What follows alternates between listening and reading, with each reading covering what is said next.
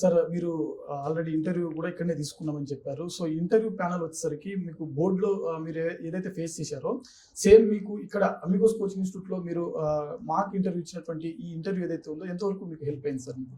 Sir interview వచ్చేటప్పటికి mainly నా DOF మీద జరిగింది సార్ ఇక్కడ. ఓకే.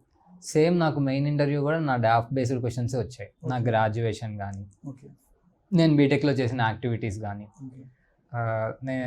ఆ క్వశ్చన్స్ చాలా వరకు రిఫ్లెక్ట్ అయ్యాయి అనమాట.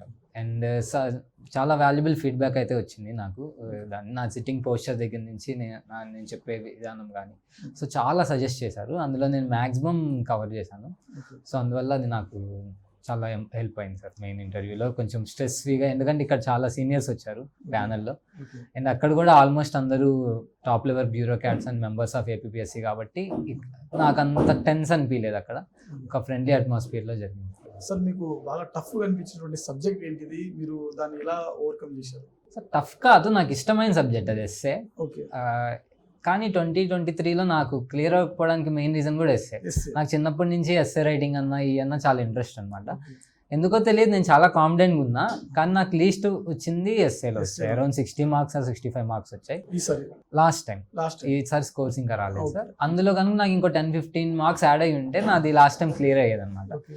సో ఈసారి మాత్రం అది చాలా ఛాలెంజింగ్గా తీసుకున్నాను. ఎస్ఏలో ఖచ్చితంగా ఇంప్రూవ్ అవ్వాలని చెప్పి, అండ్ చాలా కాన్ఫిడెంట్గా ఉన్నాను సార్. ఈసారి ఎస్ఏ స్కోర్ అనేది ఇంప్రూవ్ అవుతుంది. అండ్ నేను గమనించింది ఆన్సర్ని ఎన్రిచ్ చేయడానికి ట్రై చేశాను, ఎగ్జాంపుల్స్ ఎక్కువ రాయడం. Okay. Last time theory based focus చేశాను. ఈసారి ఎగ్జాంపుల్స్ కానీ, కొటేషన్స్ కానీ అవన్నీ ఇంక్లూడ్ చేసి ఎన్రిచ్ చేయడానికి ట్రై చేశాను.